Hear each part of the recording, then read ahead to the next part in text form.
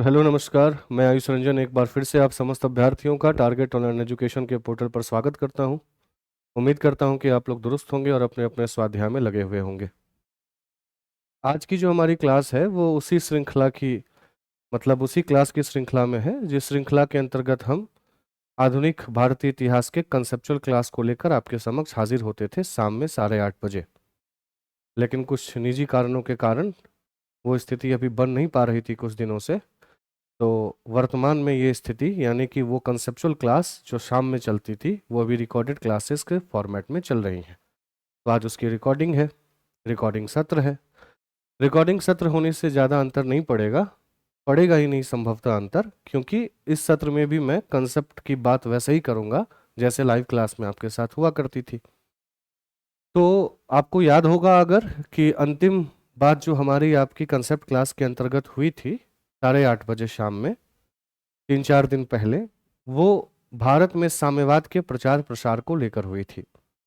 जिसके बाद की स्थिति को लेकर मैंने बताया था कि अगली बार मेरी और आपकी जब मुलाकात होगी तो हम साइमन आयोग और नेहरू रिपोर्ट इन जैसे मुद्दों पर क्या करेंगे, तो बात करेंगे। ठीक है, तो आज हमें उसी दौर में अपनी बातचीत को आगे बढ़ाना है। ठीक है, तो आप बिल्कुल इस सेशन में भी बने रहें, है ना। और इस सेशन में बने रहने के साथ साथ जो भी चीज़ें आपको उपयुक्त लगती हों उन चीज़ों को आप अपने नोट्स में लिखते जाएं। ठीक है, तो आज का टॉपिक क्या है? आज का टॉपिक है साइमन आयोग। साइमन आयोग यानी कि साइमन कमीशन। और इसी से संबंधित एक और टॉपिक है वह Nehru report. Nehru report clear है? चलिए, क्या है तो पहले समझिए, फिर अपने आप चीजें आपको क्लियर हो जाएंगी। आपको याद होगा कि 1919 में एक सुधार लाया गया था अंग्रेजों के द्वारा, जिसको भारत सरकार अधिनियम 1919 के नाम से जाना गया है इतिहास में। और चूंकि इसको लाने में दो व्यक्तियों की अहम भूमिका रही थी, उस समय के एसओएसआई मॉन्टेग्यू और उस समय के वाइसराय चेम्सफोर्ड की, इसी कारण इस अधिनियम का दूसरा नाम मॉन्टेग्यू चेम्सफोर्ड सुधार भी है। और आपको यह भी ज्ञात होगा कि 1919 के इस अधिनियम से प्रांत के स्तर पर यानी कि प्रोविंस के लेवल पर द्वैध शासन लाया गया था, जिसको डायरकी कहते थे। इसके ऊपर बात की गई थी, हमने आपसे जिक्र करा था इसका।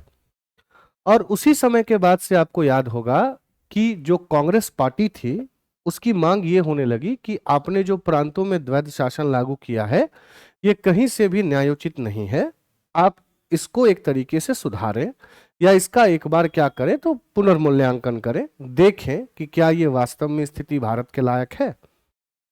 तो भारत सरकार अधिनियम 1919 अथवा मॉन्टेग्यू चेम्सफोर्ड सुधार 1919 को लेकर बहुत लंबे समय से असंतोष चल रहा था। ठीक है, और जब अंग्रेजों ने ये भारत सरकार अधिनियम 1919 लाया था, ठीक है, भारत सरकार अधिनियम 1919 जब लाया गया, तब 1919 में लाजमी तौर पर तो अंग्रेजों ने एक वायदा किया था कि हम 10 साल के बाद यानी कि 1910-29 10 साल के बाद इस अधिनियम का पुनर्मूल्यांकन करेंगे। ये उस दौरान अंग्रेजों के द्वारा ही कहा गया था। ठीक है, यानी कि 10 वर्षों के बाद इसकी क्या की जाएगी? समीक्षा की जाएगी। 10 वर्षों के बाद समीक्षा, ये बात अंग्रेजों के द्वारा की गई थी। भारतीय असंतुष्ट तो थे ही, लेकिन अंग्रेजों ने भी कहा था कि हम 10 साल के बाद जो है उसकी समीक्षा करेंगे। बहुत अच्छी बात है। लेकिन इसी दौरान ब्रिटेन की राजनीति में कुछ फेरबदल होता है, उथल पुथल होता है। कैसे उथल पुथल होता है? जैसे वर्तमान में भारत की अगर मैं बात करूं तो भारत में सत्ता में पार्टी बीजेपी है, विपक्ष में कांग्रेस है।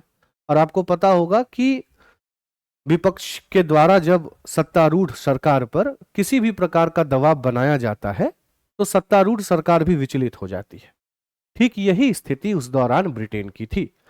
ब्रिटेन में उस समय जो पार्टी सत्ता में थी वो थी कंजर्वेटिव पार्टी, और जो पार्टी विपक्ष में थी उस पार्टी का नाम था लेबर पार्टी। ठीक है, मतलब ब्रिटेन की स्थिति क्या थी उस दौरान? अगर मैं ब्रिटेन की बात करूं तो जो सत्तारूढ़ पार्टी थी, सत्तारूढ़ पार्टी उस सत्तारूढ़ पार्टी के तौर पर थी कंजर्वेटिव पार्टी, ठीक है, कंजर्वेटिव पार्टी। और जो विपक्ष पार्टी थी, है ना, विपक्ष में, विपक्ष के पार्टी के तौर पे थी लेबर पार्टी। ठीक है जी। अब आप बोलेंगे कि सर तो इसका क्या मतलब है, इसका इस साइमन आयोग वगैरह वगैरह से क्या संबंध है? अभी समझा रहा हूं। अभी मैंने क्या बोला, जब जब विपक्ष का सत्तारूढ़ पार्टी के ऊपर दबाव पड़ता है तब तब सत्तारूढ़ पार्टी जो है वो विचलित होती है ना। तो लेबर पार्टी की स्थिति शुरू से ये रही थी कि लेबर पार्टी कांग्रेस की मांगों को लेकर अन्य पार्टियों के तुलना में ज्यादा उदार रही थी, ज्यादा लिबरल रही थी, है ना। और कंजर्वेटिव पार्टी उसकी तुलना में भारतीय मांगों को लेकर कम संवेदनशील थी। तो जब लेबर पार्टी के ऊपर से दबाव पड़ने लगा सत्तारूढ़ पार्टी पर कि आपने तो ये अधिनियम ला दिया, इस अधिनियम से प्रांतों में द्वैध शासन ला दिया, पर उस द्वैध शासन से भारत में असंतोष चल रहा है, तो आप इसकी समीक्षा क्यों नहीं करवाते? ये लेबर पार्टी का दबाव किसके ऊपर? कंजर्वेटिव पार्टी के ऊपर। तो कायदे से देखा जाए तो इस अधिनियम की समीक्षा 1929 में हो जानी चाहिए, मतलब होनी चाहिए थी, लेकिन लेबर पार्टी के सतत दबाव के कारण, कॉन्टिन्यूअस प्रेशर के कारण कंजर्वेटिव पार्टी को कुछ कदम उठाने पड़ते हैं। और भारत में 1929 से पहले ही, होना कब चाहिए था? 10 वर्ष बाद, यानी कि 1929। 1929 से पहले ही भारत में अलग अलग समय पर अलग अलग आयोग आते हैं, है ना। तो इन आयोग के आने की स्थिति क्या थी? लेबर पार्टी के द्वारा कंजर्वेटिव पार्टी के ऊपर दबाव। ठीक है। तो इस समीकरण के कारण क्या होता है कि भारत में विभिन्न आयोगों का आगमन, विभिन्न आयोगों का आगमन। ठीक है जी। जैसे जब मैं आपको स्वराज पार्टी पढ़ा रहा था तो मैंने आपको बताया था एक आयोग जिसका नाम था ली आयोग। तो ली आयोग का आगमन हुआ। उसके बाद फिर मुंडी मैन आयोग का आगमन हुआ। मुंडी मैन आयोग, है ना, सबकी परामर्श और सबके विषय वस्तु के ऊपर चर्चा होगी, घबराने की बात नहीं है। ठीक है। फिर तीसरे तौर पर लिंगलिथ गौ आयोग की स्थिति आई। लिंगलिथ गौ, लिंगलिथ गौ आयोग, ठीक है, तो इसकी स्थिति आई। और जब ये आयोग की श्रृंखला आगे बढ़ी तो अंतिम तौर पर जो आयोग आई उसी को हम कहते हैं साइमन आयोग। क्लियर है? तो साधारण भाषा में साइमन आयोग और कुछ नहीं बल्कि भारत में 1922 के बाद से लगातार आने वाले आयोगों की श्रृंखला में वो आयोग थी जिसका गठन कायदे से 1929 में होना चाहिए था, किंतु लेबर पार्टी के सतत दबाव के कारण कंजर्वेटिव पार्टी ने यह कदम पहले ही उठा लिया। ठीक है। अब एक एक करके तमाम आयोगों को देख लेते हैं, उसके बाद फिर साइमन आयोग तक अपनी स्थिति पहुंची जाएगी। क्लियर है? चलिए, तो सबसे पहला आयोग क्या है? ली आयोग। आइए ली आयोग को देखते हैं। ली आयोग, जब मैं स्वराज पार्टी की स्थिति बता रहा था तो मैंने आपको बताया था कि यह वही ली आयोग है जिस ली आयोग का संबंध वर्तमान के अपर लेवल यानी कि उत्कृष्ट सिविल सेवाओं से है, जिसका मुराद आसान भाषा में आज की डेट का यूनियन पब्लिक सर्विस कमीशन लिया जा सकता है, संघ लोक सेवा आयोग। तो ये जो ली आयोग का भारत में आगमन हुआ 1923 में, 1923 में, इस आयोग का संबंध उत्कृष्ट सिविल सेवाओं से था, है ना, हायर सिविल सर्विसेज। और चूंकि उत्कृष्ट सिविल सेवाओं से इसका संबंध था, इसी कारण इस आयोग का दूसरा नाम royal commission on the superior civil services in India भी है। ठीक है। तो इसका दूसरा नाम क्या है? Royal commission on superior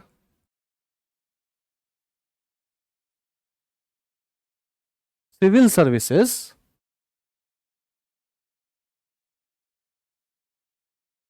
civil services in India. ठीक है जी, क्लियर है। अच्छा, अब जैसे ही इस आयोग का नाम royal commission on the superior civil services है, तो इसका सिंपल मतलब आप क्या निकाल सकते हैं कि ये जो आयोग का गठन हुआ था, उस आयोग का गठन हायर सिविल सर्विसेज के ऊपर परामर्श को लेकर हुआ होगा, है ना, अपर सिविल सर्विसेज को लेकर। तो इस आयोग ने यह सिफारिश दी कि आगे आने वाले जितने भी सिविल सेवक होंगे, उन सिविल सेवकों में 40% अंग्रेज होंगे, 40% भारतीय होंगे, पर वे भारतीय सीधे तौर पे, प्रत्यक्ष तौर पर इस उत्कृष्ट सिविल सेवा के लिए ही चयनित होंगे, और 20% वैसे लोग होंगे जो प्रांतीय सेवाओं से प्रमोट होकर अपर सिविल सर्विसेज में नियुक्त होंगे। ये आज भी होता है। आज यूपीएससी डायरेक्ट आईएएस और आईपीएस के लिए एग्जाम कंडक्ट कराती है ना। तो वो जो 40% की बात उन भारतीयों के लिए है जो प्रत्यक्ष तौर पर, सीधे तौर पर हाई कमीशन के अंतर्गत आएंगे, तो आप इसकी तुलना उससे कर सकते हैं। और आज भी कुछ सीटें ऐसी होती हैं जो व्यक्ति अधीनस्थ सेवाओं में या प्रांतीय सेवाओं में होते हैं, उन प्रांतीय सेवाओं में कार्यरत सिविल सेवकों को एक निश्चित कार्य अवधि पूरी होने के बाद प्रमोट कर दिया जाता है। ठीक है, तो यही इसकी परामर्श थी। क्या परामर्श थी इसकी? तो 40% अंग्रेज, अंग्रेजों के द्वारा, क्या अंग्रेजों के द्वारा? तो 40% सीटें अंग्रेजों के द्वारा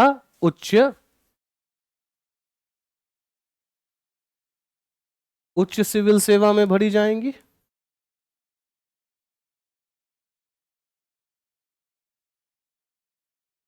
ठीक है, 40% भारतीयों के द्वारा, पर याद रखना है भारतीयों के द्वारा तो की जाएंगी, और वे भारतीयों के द्वारा जो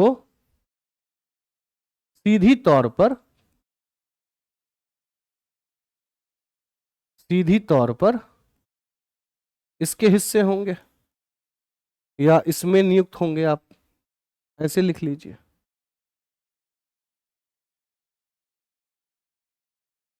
ठीक है, और बाकी जो 20% सीटें हो गई, वे प्रांतीय सेवाओं से पदोन्नत, प्रांतीय सेवाओं से पदोन्नत यानी कि प्रमोटेड। क्लियर है? चलिए, और इसी आयोग के सिफारिश पर भारत में पहली बार एक सिविल सेवा का गठन किया गया 1 अक्टूबर 1926 को, जिसके चेयरमैन के तौर पर चुने गए पहले सर रॉस बारकर। ठीक है, तो इसी आयोग की यह परामर्श थी कि क्या किया गया, प्रथम सिविल सेवा का गठन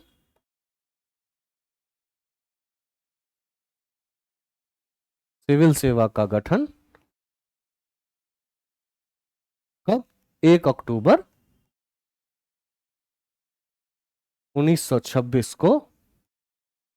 ठीक है, और इसके अध्यक्ष के तौर पे जैसा मैं आपको बता रहा हूं, सर रॉस बारकर।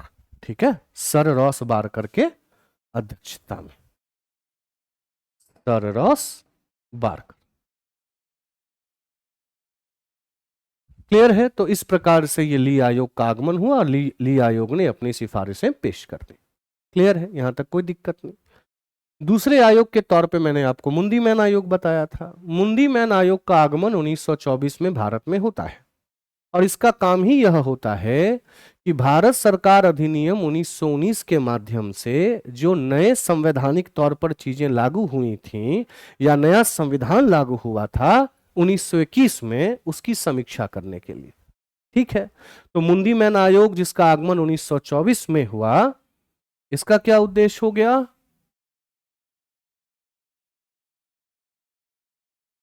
मुंडी मैन आयोग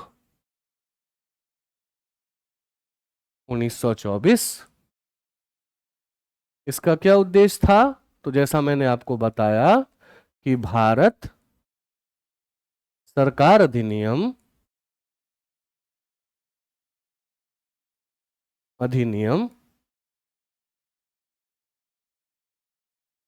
1919 के माध्यम से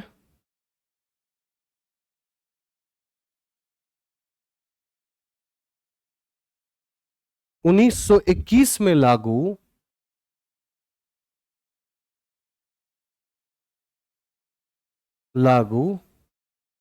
नए संवैधानिक प्रारूप का या नवीन संवैधानिक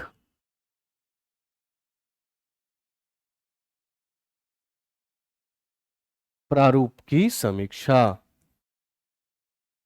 ठीक है, तो इसने भी अपना रिपोर्ट पेश किया और रिपोर्ट पेश करते हुए ये कहा कि भारत में अत्यंत आवश्यक है कि जितनी जल्दी हो सके उतनी जल्दी सुधार लाए जाएं। ठीक है, तो 1923 में आपको ली आयोग आ गया, 24 में मुंडी मैन आयोग आ गया और मुंडी मैन आयोग के जाने के बाद 1926 में तीसरे आयोग का आगमन होता है जिसको हम लिंगलिथ गौ आयोग कहते हैं। अच्छा, एक बात और, जैसे ली आयोग का ओरिजिनल नाम क्या था, royal commission on the superior civil services in India, उसी प्रकार से मुंडी मैन आयोग का ओरिजिनल नाम था report of the reforms inquiry committee. ठीक है, तो अगर आपको कहीं पर यह भी लिखा मिले report on the reforms inquiry committee,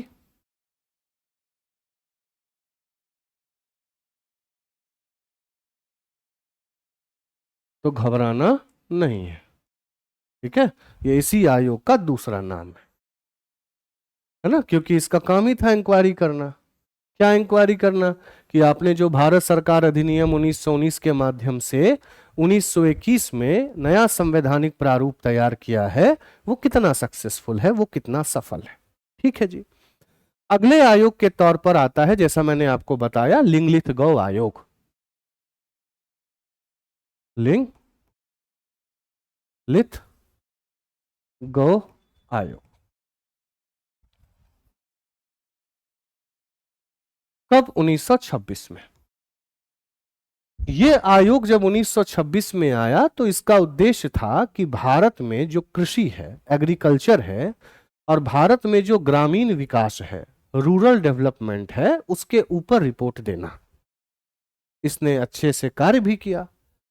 इसने यहां तक परामर्श दे दिया कि भारत में जो मवेशी हैं, मवेशियों की गुणवत्ता उतनी अधिक नहीं है। इसी कारण परामर्श देते हुए यह कहा गया इस आयोग के द्वारा कि भारत में उच्च नस्ल के जो बैल होते हैं, ऑक्स होते हैं, उनका आयात करवाना चाहिए ताकि यहां की मवेशियों की गुणवत्ता में क्या हो, तो बढ़ोतरी हो। क्लियर है? और चूंकि यह आयोग मुख्य रूप से कृषि और रूरल डेवलपमेंट यानी कि ग्रामीण विकास को लेकर थी, इसी कारण इस आयोग का दूसरा नाम रॉयल कमीशन ऑन एग्रीकल्चर भी है, कृषि पर गठित राजशाही आयोग, है ना। तो रॉयल कमीशन ऑन एग्रीकल्चर। ठीक है, तो जैसे ही एग्रीकल्चर आ गया तो उद्देश्य क्या हो गया यहां पे, तो भारत में कृषि व ग्रामीण विकास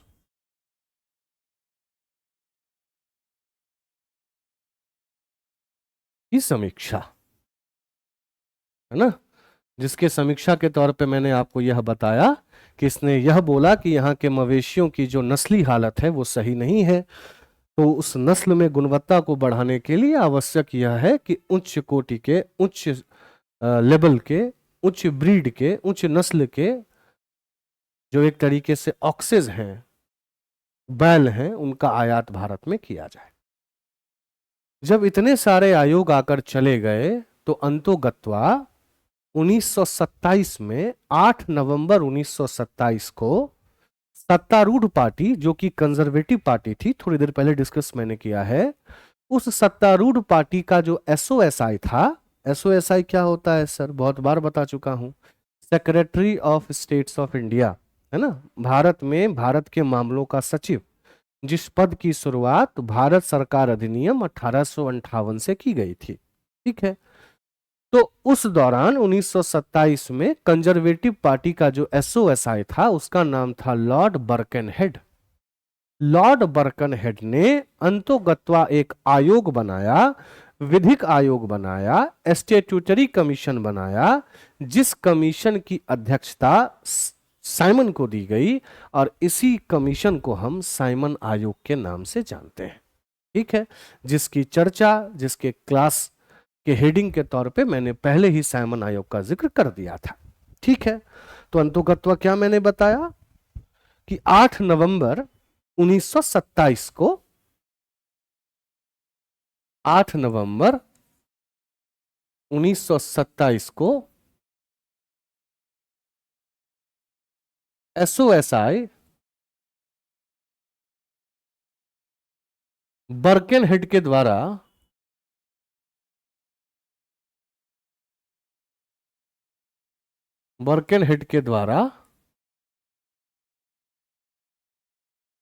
साइमन आयोग का गठन,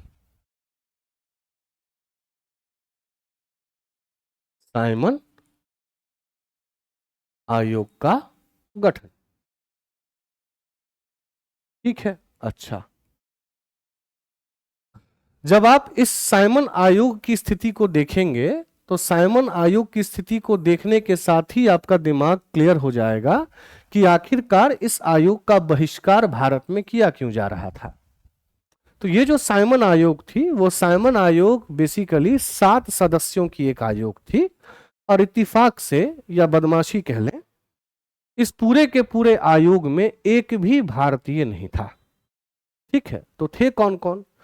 4 सदस्य लिए गए थे कंजर्वेटिव पार्टी के, 2 सदस्य लिए गए थे लेबर पार्टी के, इंग्लैंड के लेबर पार्टी जिसकी जिक्र हो रही है बार बार, और 1 सदस्य लिया गया था लिबरल पार्टी का। ठीक है, कौन कौन हो गए? 4 सदस्य, 4 सदस्य कंजर्वेटिव पार्टी के, क्योंकि ऑब्वियस सी बात है कि ये सत्तारूढ़ पार्टी थी। ठीक है, तो 4 हो गए इसके, 2 सदस्य अपोजिशन हो गया,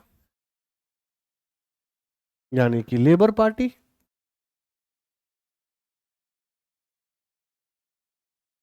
ठीक है, और 1 सदस्य हो गया लिबरल पार्टी।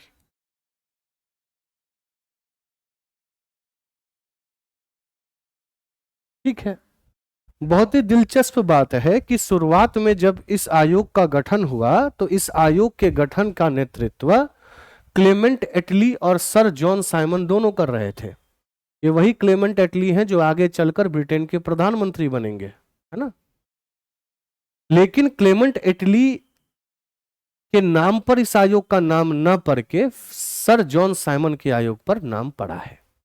ठीक है, तो इसको स्टार मार करके लिख लेंगे कि प्रारंभ में क्लेमेंट एटली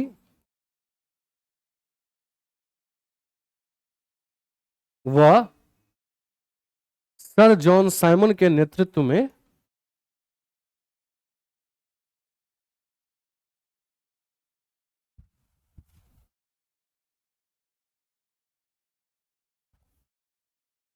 साइमन आयोग का गठन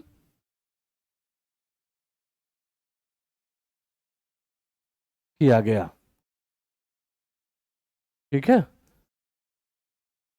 लेकिन राजनीतिक समीकरणों के कारण, राजनीतिक समीकरण कायदे से क्या कहा जाए, क्लेमेंट एटली का संबंध जो है वो इस पार्टी के साथ नहीं था, ये पार्टी सत्तारूढ़ पार्टी थी। ठीक है, इस पार्टी के ज्यादा करीब सर जॉन साइमन थे, तो सर जॉन साइमन के नाम पर ही इस पार्टी का नाम दे दिया गया। सिंपल सी बात, कोई रॉकेट साइंस नहीं है, सब कुछ पॉलिटिक्स के द्वारा ही केंद्रित होता है। बहरहाल इस आयोग का गठन 8 नवंबर 1927 को कर दिया गया। जब कर दिया गया तो इस आयोग को बोला गया, देखिए आप आयोग हैं, आपके कुछ काम हैं। जैसे काम क्या है? तो वर्तमान में जो भारत में समकालीन प्रशासनिक व्यवस्था चल रही है, उस समकालीन प्रशासनिक व्यवस्था का अध्ययन कीजिए। दूसरा, भारत में शिक्षा के प्रसार का अध्ययन कीजिए, है ना। तीसरा, जो प्रतिनिधित्व वाले संस्थान हैं, जिनको रिप्रेजेंटेटिव इंस्टीट्यूशंस कहते हैं, उनकी स्टडी कीजिए। और उसके बाद फिर हमें यह रिपोर्ट दीजिए कि क्या भारत में जिम्मेदार प्रशासन को स्थापित करने के लिए मौजूदा हालात सही हैं। क्लियर है? तो इनका उद्देश्य क्या हो गया? अच्छा, एक चीज और याद रखना है, चूंकि इस पार्टी में सारे के सारे लोग गोरे हैं, इसी कारण इस पार्टी का नाम आम भाषा में ऑल व्हाइट कमीशन भी कहा जाता है, क्योंकि सारे के सारे क्या हैं? तो गोरे हैं। ठीक है, ऑल व्हाइट कमीशन, सब के सब गोरे। ठीक है जी।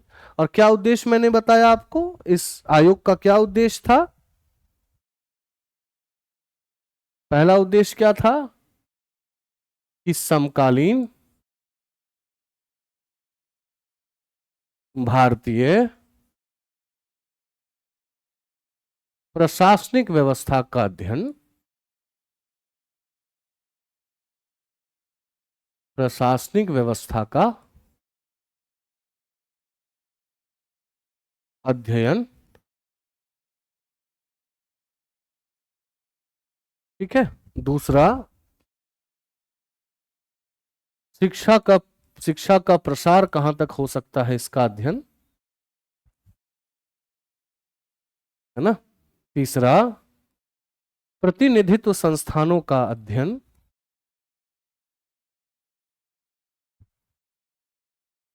प्रतिनिधित्व संस्थानों का अध्ययन।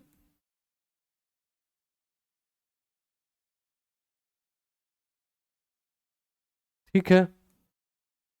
और जब यह समस्त अध्ययन मुकम्मल हो जाए तो इस समस्त अध्ययन के बाद फिर यह बताना कि क्या भारत में जिम्मेदार प्रशासन देने का सही समय है या नहीं है।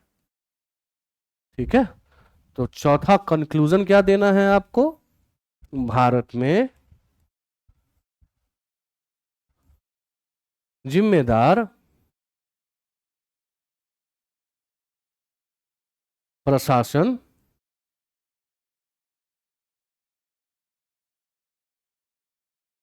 लाए जाने के विषय पर रिपोर्ट।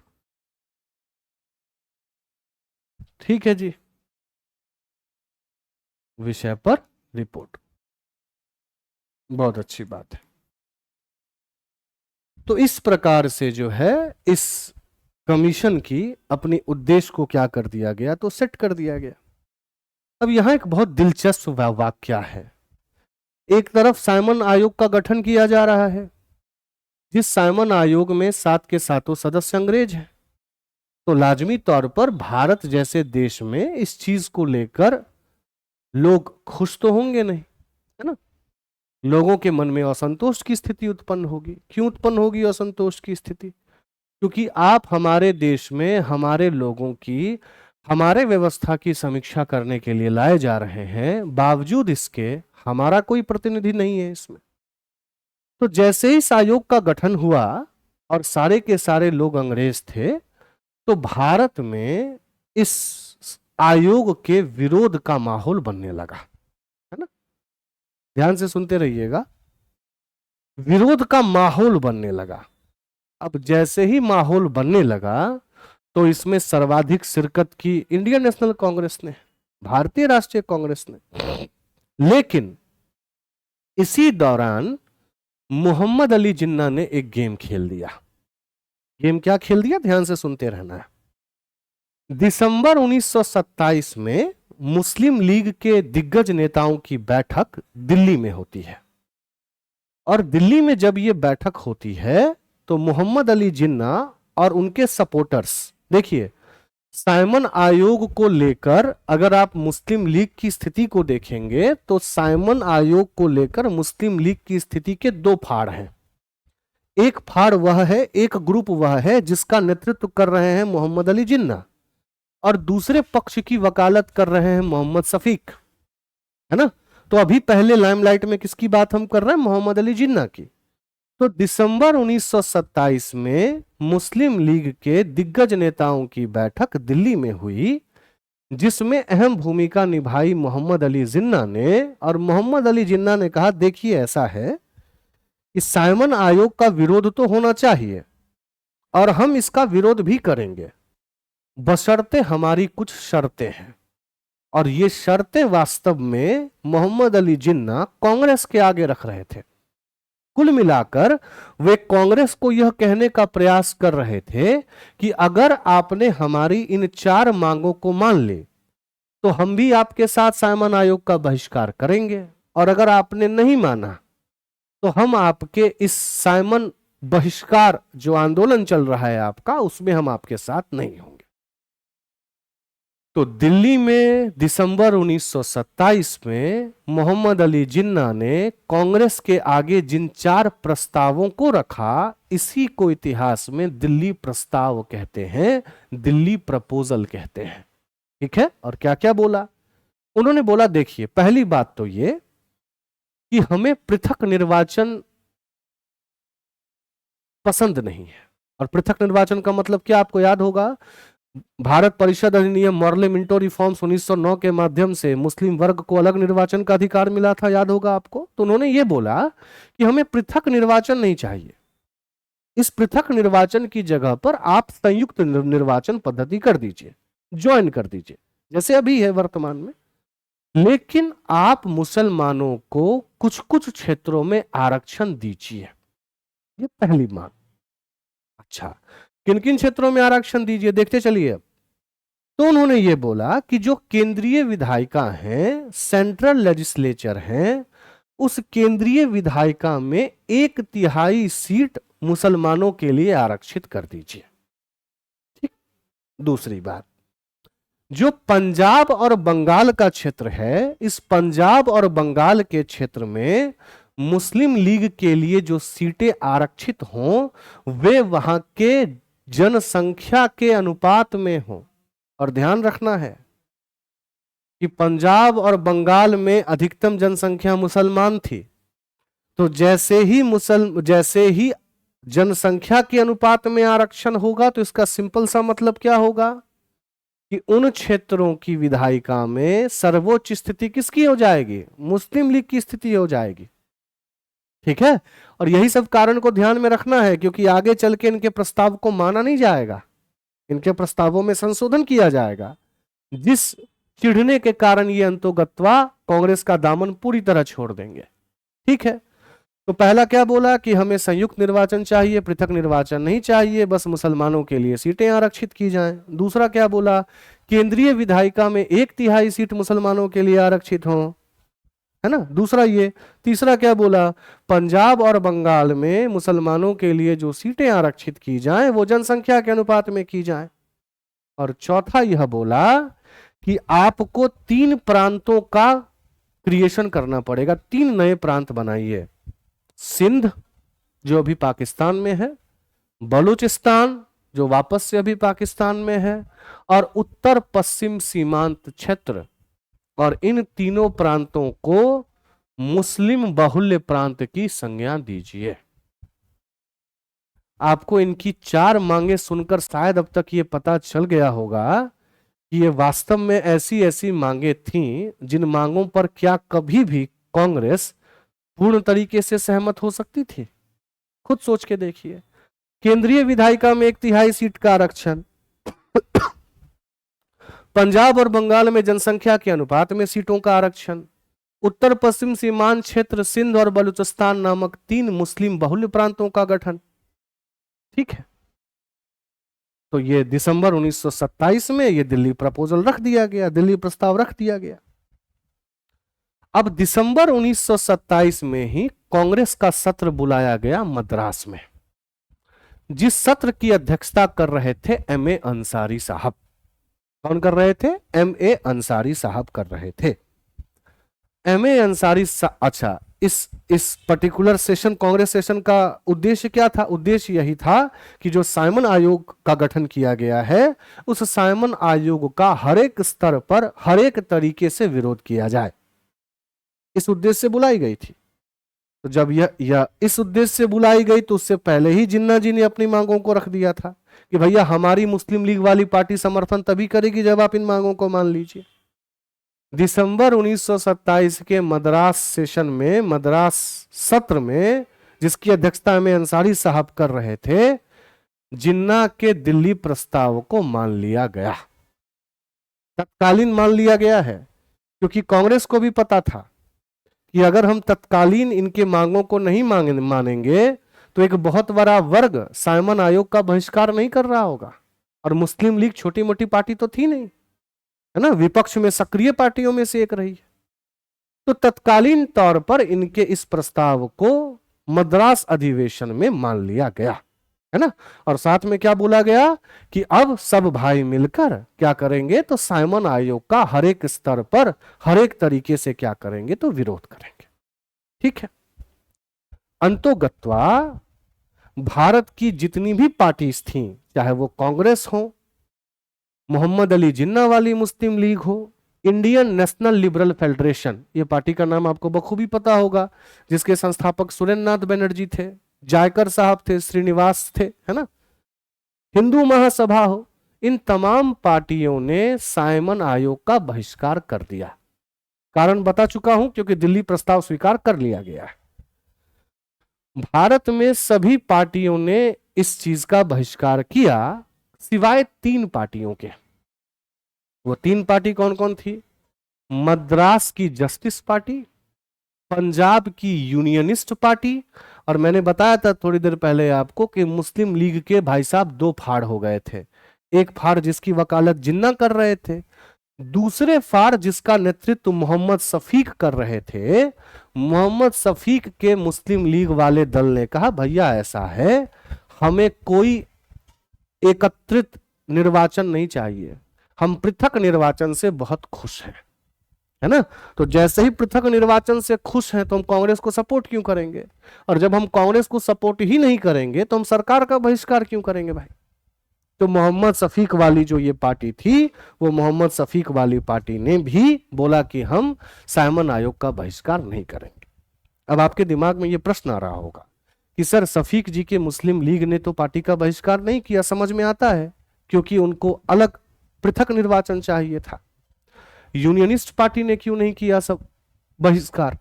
तो यूनियनिस्ट पार्टी की जब आप इतिहास को पढ़ेंगे, तो यूनियनिस्ट पार्टी की स्थापना 1923 में हयात खान के द्वारा, फजल हुसैन के द्वारा और छोटू राम जी के द्वारा की गई थी।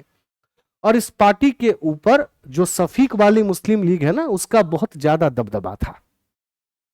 समझ रहे हैं बात आप? कनेक्शन समझ पा रहे होंगे आप, है ना। तो जब शफीक वाली मुस्लिम लीग पार्टी ने ही बहिष्कार करने को कहा, तो इस पार्टी ने भी बहिष्कार कर दिया। और मद्रास की जो जस्टिस पार्टी है, मद्रास की जस्टिस पार्टी उस दौरान मद्रास के क्षेत्र में कांग्रेस की विपक्ष थी, अपोजिशन थी, है ना। ये जो जस्टिस पार्टी है, इसका इतिहास भी बहुत पुराना है, जख्म बहुत पुराना है। मद्रास के जस्टिस पार्टी का स्थापना ही ब्राह्मणवाद के विरोध में किया गया था। ब्राह्मणवाद समझते हैं ना, उच्च जाति के विरोध में। और कांग्रेस के ऊपर लंबे समय से यह आरोप लगता रहा था कि ये ऊंचे जात, ऊंचे शहर के लोगों की पार्टी है। तो एक तो वो दिल में हुक थी कि भैया कांग्रेस जब बोल रही है साइमन बायकॉट, और हम कांग्रेस के विरोधी हैं, तो हम क्यों बोले साइमन का बहिष्कार करो। और दूसरी चीज क्या थी कि ये पार्टी उस दौरान मद्रास में विपक्ष में थी, है ना। तो इन तीनों पार्टियों ने अंतोगत्वा साइमन आयोग का बहिष्कार नहीं किया। ठीक है। तो अब तक क्या मैंने बात बताई आपको, एक बार रिपीट कर देता हूं। सिंपल सी बात आपको मैंने बताई कि ऑल वाइट कमीशन, है ना, ऑल वाइट कमीशन यानी कि पूर्ण एक तरीके से सफेद आयोग के तौर पे भारत में एक तरीके से क्या हो रहा है, तो भारत में इसके बहिष्कार की एक पृष्ठभूमि तैयार हो रही है। और इस पृष्ठभूमि के बीच में दिसंबर 1927 में क्या होता है, मुस्लिम लीग के नेताओं की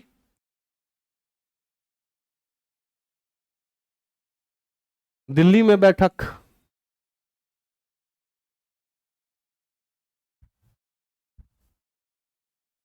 ठीक है। और इसी बैठक के दौरान जिन्ना के द्वारा, यानी कि मोहम्मद अली जिन्ना जी के द्वारा, जिन्ना के द्वारा 4 प्रस्ताव रखे गए।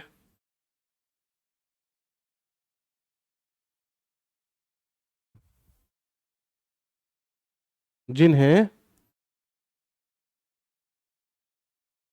दिल्ली प्रस्ताव कहते हैं।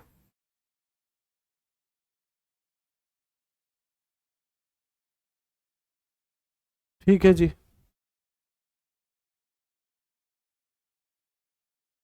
अच्छा, क्यों रखे गए? शर्त क्या थी कि दिल्ली प्रस्ताव के माने जाने पर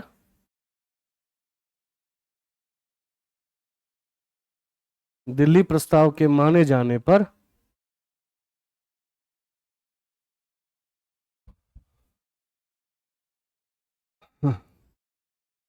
जिन्ना की दल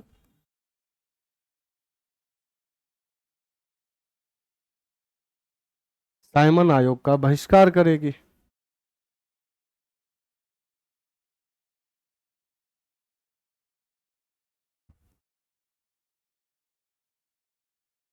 ठीक है।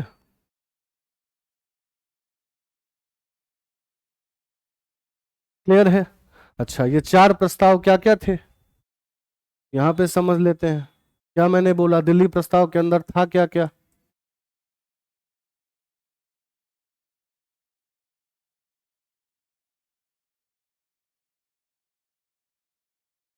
पहली चीज क्या थी कि पृथक निर्वाचन के स्थान पर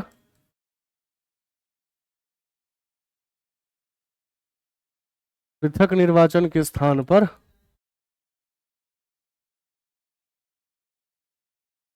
संयुक्त निर्वाचन।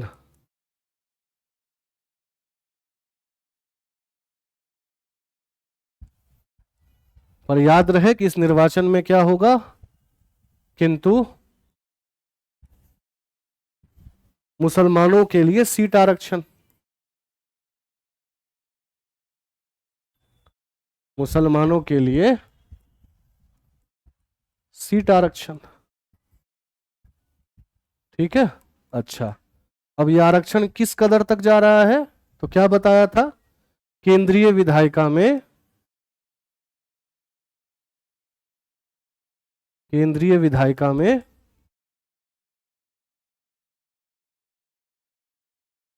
1/3 सीट।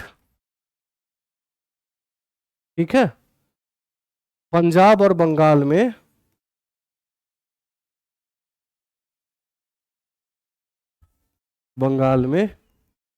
जनसंख्या के अनुपात में आरक्षण। जनसंख्या के अनुपात में आरक्षण।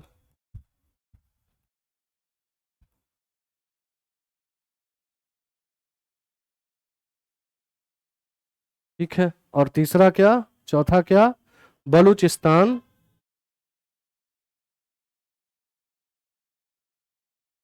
उत्तर पश्चिम सीमांत क्षेत्र, जिसको NWFP कहते हैं, नॉर्थ वेस्ट फ्रंटियर प्रोविंस, उत्तर पश्चिम सीमांत क्षेत्र। ठीक है। तो बलूचिस्तान, उत्तर पश्चिम सीमांत क्षेत्र और सिंध नाम के 3 मुस्लिम बहुल्य प्रांतों का गठन। ठीक है। सिंध नामक 3 मुस्लिम बहुल्य प्रांतों का गठन।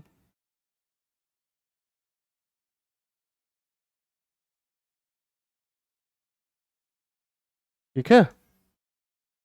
और इन्हीं 4 मांगों को क्या कहते हैं, हम दिल्ली प्रस्ताव के नाम से जानते हैं। ठीक है। तो आपसे क्या पूछा जाएगा, कैसे क्वेश्चन पूछा जाएगा, जिन्ना जी के द्वारा 1927 में प्रस्तावित दिल्ली प्रस्ताव में कौन सी एक मांग नहीं थी, या कौन कौन सी मांगे थी? तो ये तमाम मांगे थी। ठीक है। इसकी बात आपके समक्ष अभी की गई है। क्लियर है? तो दिसंबर 1927 में मुस्लिम लीग के नेताओं की दिल्ली में बैठक और जिन्ना जी के द्वारा 4 प्रस्ताव रखे गए, जिन्हें दिल्ली प्रस्ताव कहते हैं। दिल्ली प्रस्ताव के माने जाने पर जिन्ना की दल साइमन आयोग का बहिष्कार करेगी, इसी कारण इस मांग को रखा गया। ये मांगे क्या क्या थी? पृथक निर्वाचन के स्थान पर संयुक्त निर्वाचन, किंतु मुसलमानों के लिए सीटें आरक्षित की जाएं।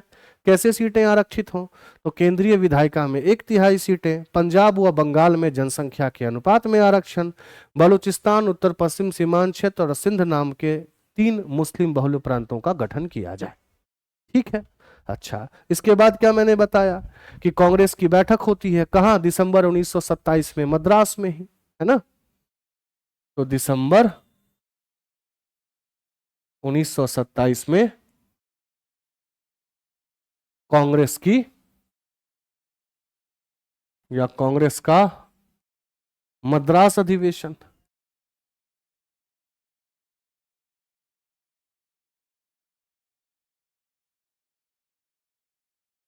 ठीक है। अध्यक्षता कौन करते हैं इसकी? एम.ए. अंसारी साहब। ठीक है। और तत्कालीन राजनीतिक मजबूरियों के कारण कांग्रेस को क्या करना पड़ता है? तो दिल्ली प्रस्ताव को मानना पड़ता है। तो दिल्ली प्रस्ताव को माना गया।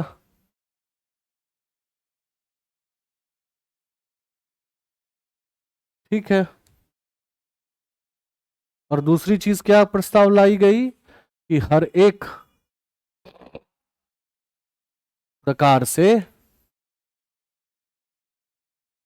साइमन आयोग का बहिष्कार।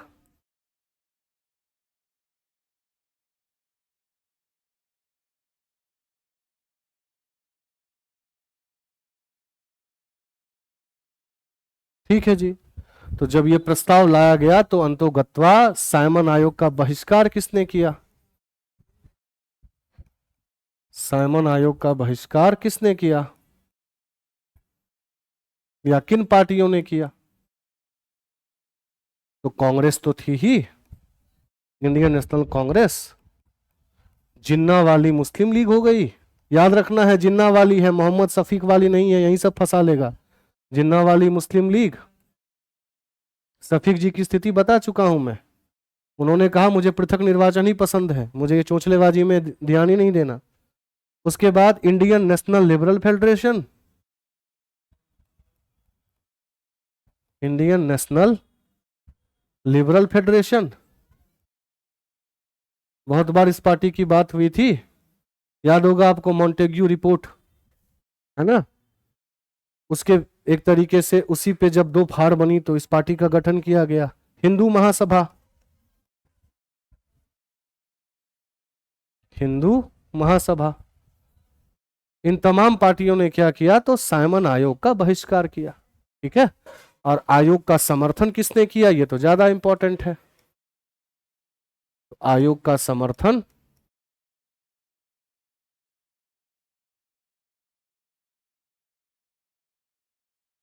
मोहम्मद शफी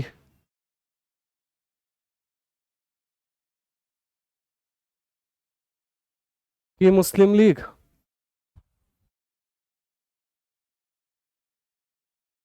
ठीक है जी। और इसी के प्रभाव में कौन थी? पंजाब की यूनियनिस्ट पार्टी।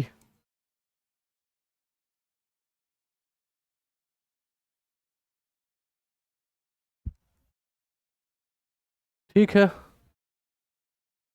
और इसके साथ एक और पार्टी थी जिसका नाम था मद्रास की जस्टिस पार्टी।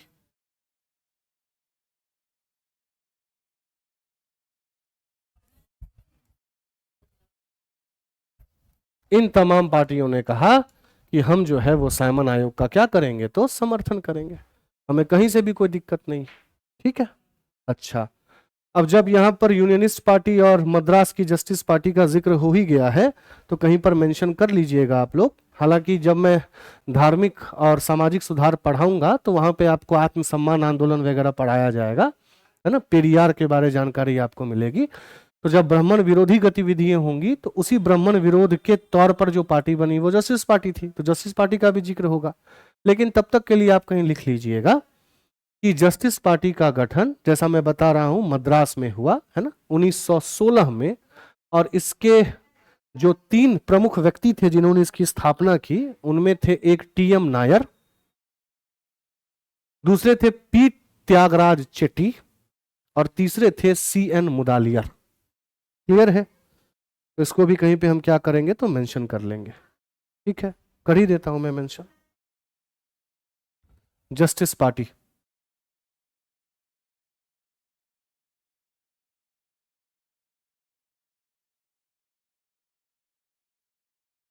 जिन्होंने साइमन आयोग का बहिष्कार नहीं किया था, समर्थन किया था।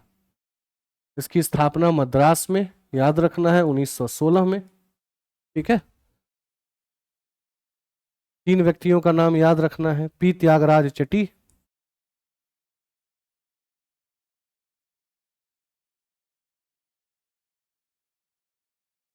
सीएन मुदालियर,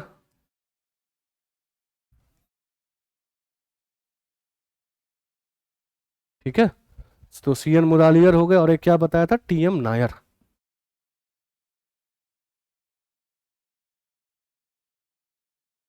क्लियर है? और दूसरी पार्टी क्या बताई गई थी आपको अभी? Unionist party, unionist.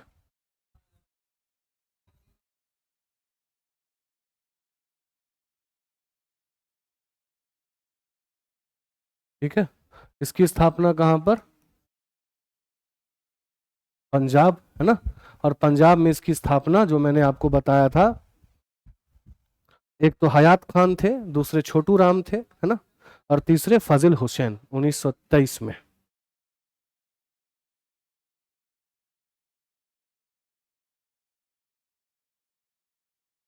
Fossil Hussain, Chhotu Ram और हयात खान।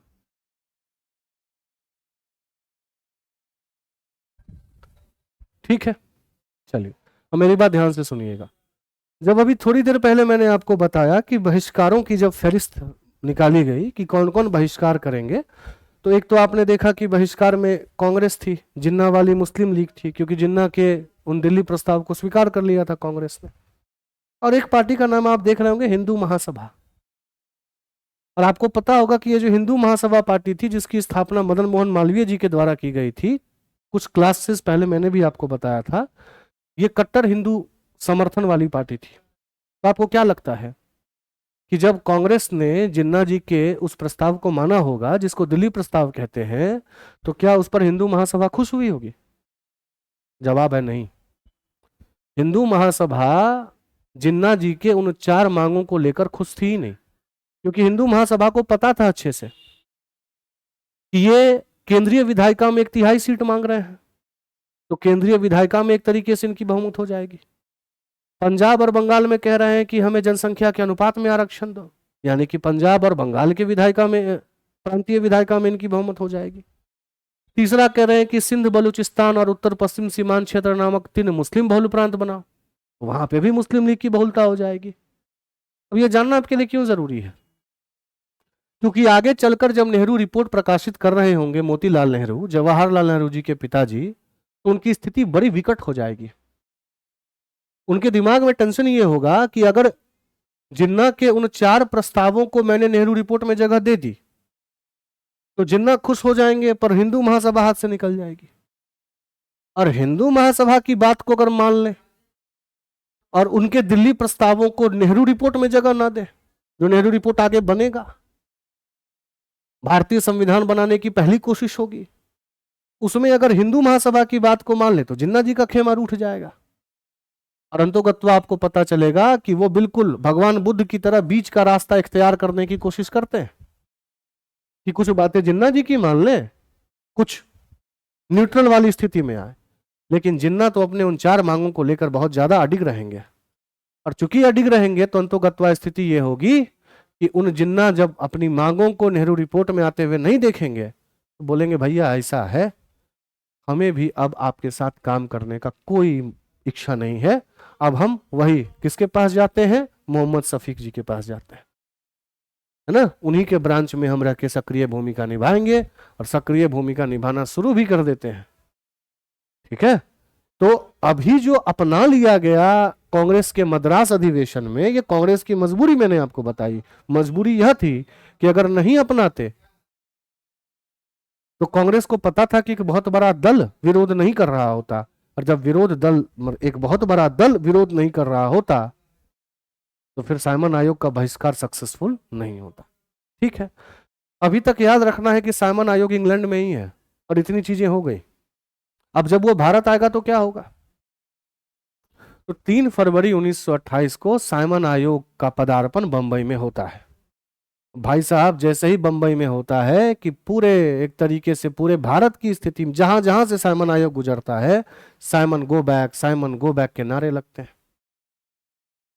अब आपको यहां पर एक चीज ध्यान रखनी है कि अक्सर आपको मिलता है कि साइमन गो बैक का नारा जो है वो लाला लाजपत राय ने दिया। हकीकत यह है कि साइमन गो बैक का नारा बंबई में उस दौरान बंबई के मेयर थे और कांग्रेस सोशलिस्ट पार्टी के सीएसपी के वो आगे चल के सदस्य भी बने, यूसुफ मेहर अली। ये वास्तविक स्लोगन, वास्तविक नारा दिया यूसुफ मेहर अली जी के द्वारा है, जिसका भरसक तरीके से प्रयोग लाला लाजपत राय जी ने किया, इसमें कोई दो राय नहीं है। ये ठीक वही बात हो गई कि जैसे हम कहते हैं सरफरोशी की तमन्ना अब हमारे दिल में है, ये किसने बोला?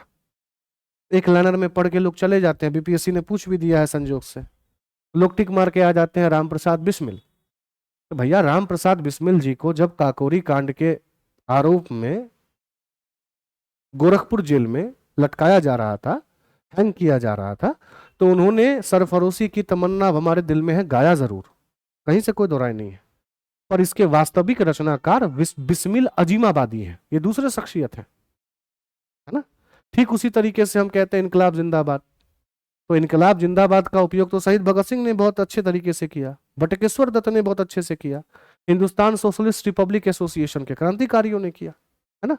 पर देने वाले व्यक्ति हसरत मोहनी। तो उसी तरीके से साइमन आयोग का इस्तेमाल लाला लाजपत राय ने किया, इसमें कोई दो राय की बात नहीं है। लेकिन इस पर्टिकुलर स्लोगन को देने वाले जो प्रमुख व्यक्ति थे उनका नाम यूसुफ मेहर अली था। तो ये आयोग जहां जहां गई साइमन गो बैक के नारे लगते गए। अब जब साइमन वापस जाओ का नेतृत्व लाला लाजपत राय लाहौर में कर रहे थे, तो लाहौर में नेतृत्व करने के दौरान ही एक अंग्रेजी अधिकारी था जिसका नाम था जेम्स स्कॉट। ध्यान से सुनिएगा, क्या अधिकारी का नाम था? James Scott. जेम्स स्कॉट ने लाहौर में विद्रोहियों के ऊपर या आवाज उठाने वाले लोगों के ऊपर लाठी बरसाने का आदेश दे दिया, जिस लाठी बरसाने के कारण एक लठ लाला लाजपत राय को लगती है और अंतोगत्वा 17 नवंबर 1928 को लाला लाजपत राय जी की मृत्यु हो जाती है। और मरते मरते वो इतिहास में एक कथन बोल के जाते हैं, जो कथन अंग्रेजों के लिए लगभग सही ही साबित होती है। कहते हैं, मेरे सर पे लगा हुआ यह चोट अंग्रेजों के ताबूत की आखिरी कील साबित होगी, है ना। ये लाला लाजपत राय जी का फेमस स्टेटमेंट है। उसी प्रकार से विद्रोहियों का नेतृत्व जवाहरलाल नेहरू और जीबी पंत, गोविंद बल्लभ पंत कर रहे होते हैं लखनऊ में, है ना। तो इनके ऊपर भी लाठ बरसाई जाती है। तो कुल मिलाकर साइमन आयोग की स्वीकृति भारत में नहीं होती, होनी भी नहीं चाहिए थी। ठीक है।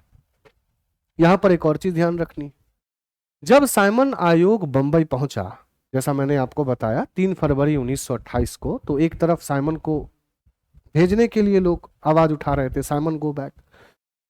उसी दौरान बंबई की जो लेजिस्लेटिव काउंसिल थी, यानी कि विधायिका परिषद थी, है ना, उन्होंने बी आर अंबेडकर से कहा कि आप बंबई लेजिस्लेटिव काउंसिल के बिहाफ पर साइमन आयोग के समक्ष उपस्थित होइए और मांगों को रखिए। तो याद रखना है, बंबई लेजिस्लेटिव काउंसिल की ओर से साइमन आयोग के समक्ष उपस्थित कौन हुए हैं? बी आर अंबेडकर, बाबा राव अंबेडकर, भीमराव अंबेडकर। और ये अक्टूबर 1928 में साइमन आयोग के आगे उपस्थित होते हैं और होते के साथ ये कहते हैं कि ऐसा है हुजूर, पहली बात तो यह है कि भारत में चाहे वो पुरुष हो या महिलाएं हो, सबको समान तरीके से वोट देने का अधिकार होना चाहिए। ठीक है। दूसरी बात, प्रांतों को स्वायत्तता प्रदान करनी चाहिए, है ना। ये तमाम मांगे साइमन आयोग के आगे बी आर अंबेडकर रखते हैं।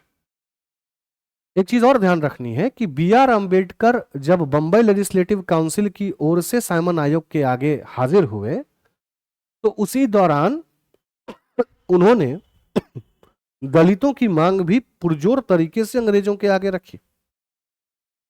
और बाबा राव अंबेडकर की शख्सियत पूरे इतिहास में इसी कारण सबसे मजबूत है, सराहनीय है, आदरणीय है, और इसका कोई जोर नहीं है।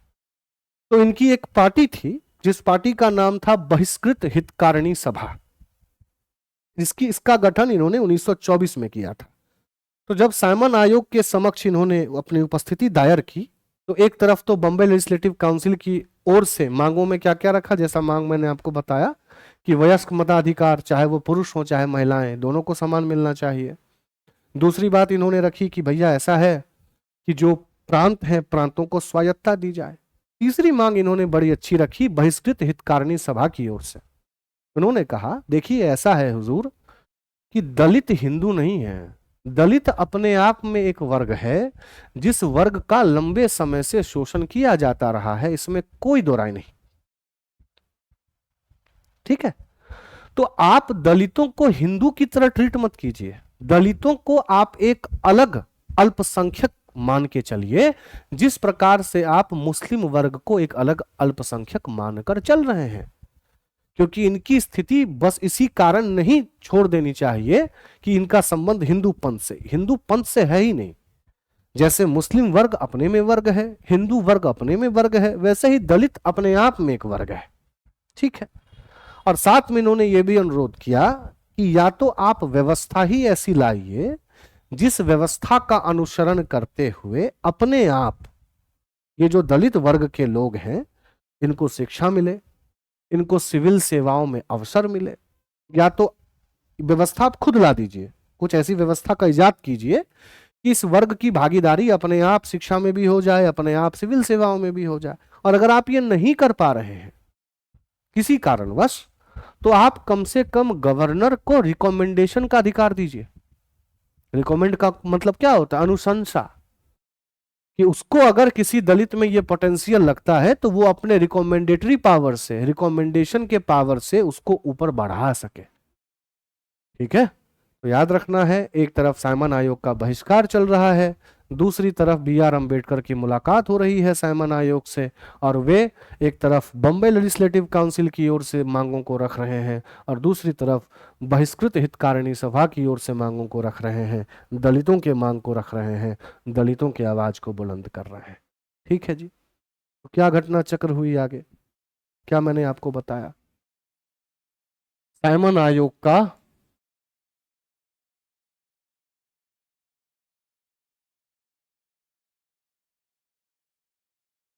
भारत में आगमन,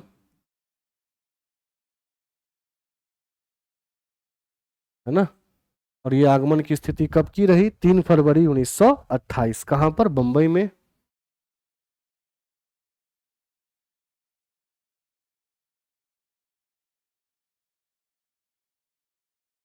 ठीक है, साइमन गो बैक के नारे, साइमन वापस जाओ। अब कोई पूछे अगर कि साइमन गो बैक का नारा वास्तविक रूप से किसने दिया है तो क्या जवाब देना है? यूसुफ मेहरली जी के द्वारा।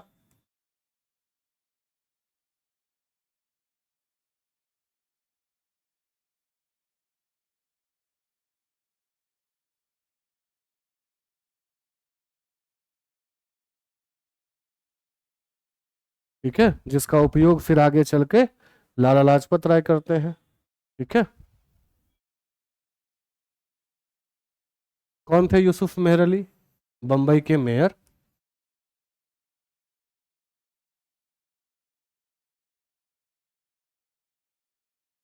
और आगे चल के जैसा मैंने आपको बताया कांग्रेस सोशलिस्ट पार्टी के सदस्य बनेंगे आगे, क्योंकि सीएसपी की स्थिति आगे आएगी।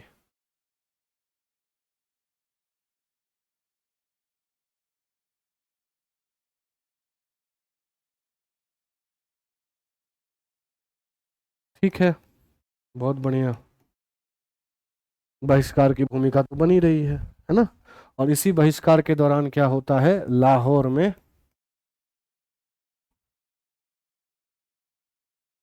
लाला लाजपत राय के नेतृत्व में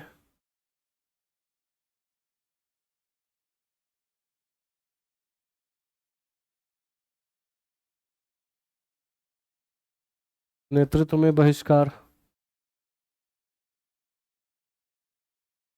ठीक है, जिस दौरान क्या होता है, जेम्स स्कॉट के आदेश पर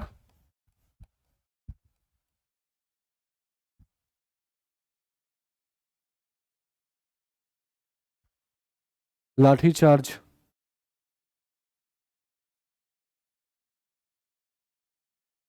ठीक है, जिस लाठीचार्ज के कारण लाला लाजपत राय की मृत्यु होती है।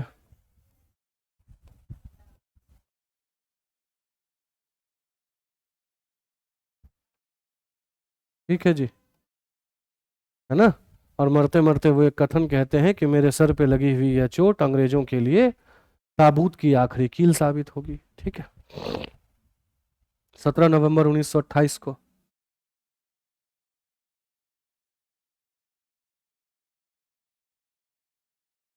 इधर क्या बताया, जवाहरलाल नेहरू और जीबी पंत पर लाठीचार्ज लखनऊ में।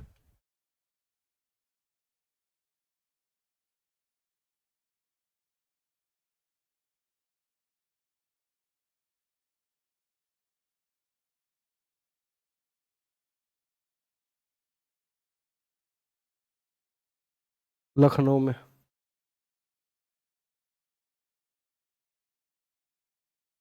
क्लियर है, ये तमाम चीजें एक तरीके से साइमन आयोग के भारत में आने के बाद घटित हो रही हैं। और क्या बताया, अक्टूबर 1928 में बी आर अम्बेडकर पेश हुए।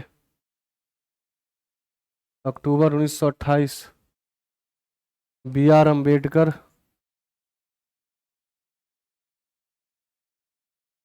की Bombay legislative council, Bombay legislative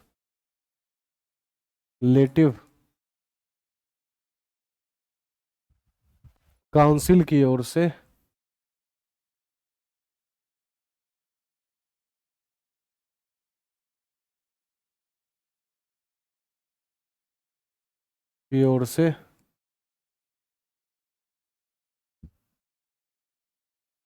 Simon आयोग के समक्ष उपस्थिति।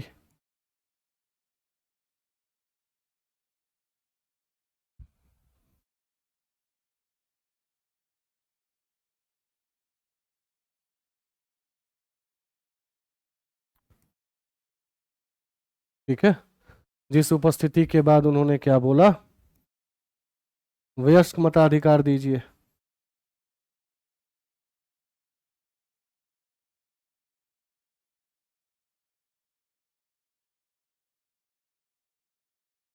वयस्क मता, एक पर्सन एक वोट जैसे अभी है ना। वयस्क मताधिकार समान रूप से।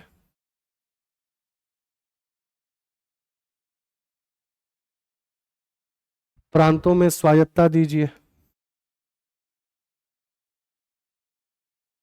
प्रांतों में स्वायत्ता। ठीक है, फिर उसके बाद बहिष्कृत हितकारिणी सभा की मांगों को रखा।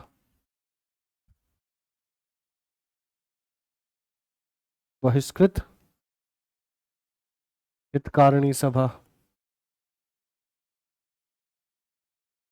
सभा की ओर से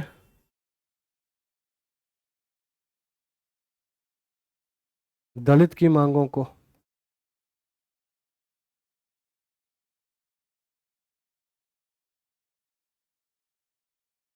ठीक है, और ये बहिष्कृत हितकारिणी सभा का गठन जैसा मैंने आपको बताया है, बी आर अम्बेडकर जी की ही एक सभा थी, पार्टी थी, है ना, जिसका गठन 1924 में इन्होंने किया था। क्लियर है। और क्या बोला था कि आप जो है एक तरीके से जो दलित हैं उन दलित को आप एक अलग वर्ग के रूप में ही लीजिए, इसको हिंदू समुदाय के साथ इसका संबंध स्थापित करना ये मुनासिब नहीं है। आप कुछ ऐसी व्यवस्था कीजिए जिससे इनको सरकारी नौकरी और शिक्षा दोनों में अवसर मिले। और अगर आप नहीं कर पा रहे हैं किसी भी कारणवश, तो कम से कम गवर्नर को ये अधिकार दीजिए कि वो अनुशंसा की शक्ति का प्रयोग कर सके। क्लियर है। अब जब साइमन आयोग का बहिष्कार हो गया तो साइमन आयोग के गठन में अहम भूमिका किसने निभाई थी उस दौरान के एसओ लॉर्ड बर्कनहेड ने, बता रखा हूं।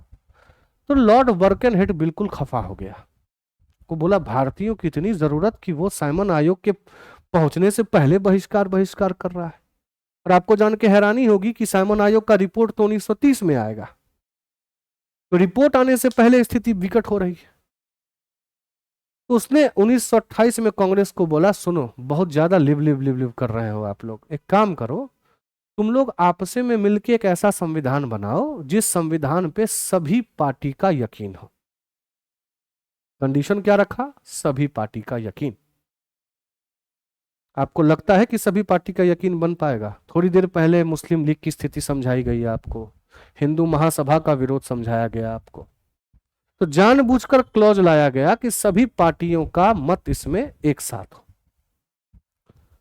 इसी कोशिश में मोतीलाल नेहरू की अध्यक्षता में एक समिति बनेगी, उप समिति बनेगी। वो उप समिति भारतीय संविधान का प्रथम प्रारूप तैयार करेगी, है ना। उसमें संविधान का ढांचा किस प्रकार से होना चाहिए उसकी बात की जाएगी, मौलिक अधिकार कैसे होने चाहिए, है ना, अवशिष्ट शक्तियां कहाँ होनी चाहिए, केंद्रीय विधायिका की स्थिति कैसी होनी चाहिए, प्रांतीय विधायिका की स्थिति कैसी होनी चाहिए। और इसी दौरान मोतीलाल नेहरू के दिमाग में खिचड़ी पनपेगी, वही खिचड़ी जो पहले बताया कि अगर जिन्ना जी की मांगों को रख दिया जाए भाई तो जिन्ना खुश, पर हिंदू महासभा खफा, हिंदू महासभा की मांगों को रख दिए तो जिन्ना खफा। इसी में वो बीच का रास्ता इख्तियार करेंगे, और जिन्ना को ये बीच का रास्ता मानेगा नहीं, और अंतोगत्वा वो नेहरू रिपोर्ट में समर्थन देंगे नहीं। और यही तो बर्कनहेड बोल रहा था कि तुम लोग बहुत ज्यादा उछल रहे हो ना, सर्व पार्टी की सम्मति लाओ, सर्व पार्टी की सम्मति आएगी नहीं, और जब आएगी नहीं तो एक तरीके से पूरा का पूरा नेहरू रिपोर्ट जो है वो धाराशायी हो जाएगा, है ना। इसी बीच में कुछ नेता युवा उभरेंगे, जवाहरलाल नेहरू, सुभाष चंद्र बोस जैसे, क्योंकि नेहरू रिपोर्ट में बात की जाएगी एक अधिराज्य की स्थिति की, डोमिनियन स्टेटस। तो जवाहरलाल नेहरू और सुभाष चंद्र बोस जैसे समाजवादी बोलेंगे कि क्या आप आधी अधूरी आजादी मांग रहे हैं, पूर्ण स्वराज मांगिए। तो कांग्रेस के अंदर भी दो प्रकार की विचारधाराएं हो जाएंगी, है ना, और इसी प्रकार से राजनीति फिर आगे की तरफ करवट लेगी। तो इसके आगे की स्थिति को हम, है ना, नेक्स्ट क्लास में देखेंगे। तब तक इसको ध्यान से एक बार देख लीजिएगा, तमाम चीजों को सुन लीजिएगा। मैं कोशिश करूंगा कि आज के आज ही ये चीज़ अपलोड हो जाए, ठीक है। मिलते हैं अगले क्लास में, तब तक अपना ख्याल रखिए। बहुत बहुत धन्यवाद।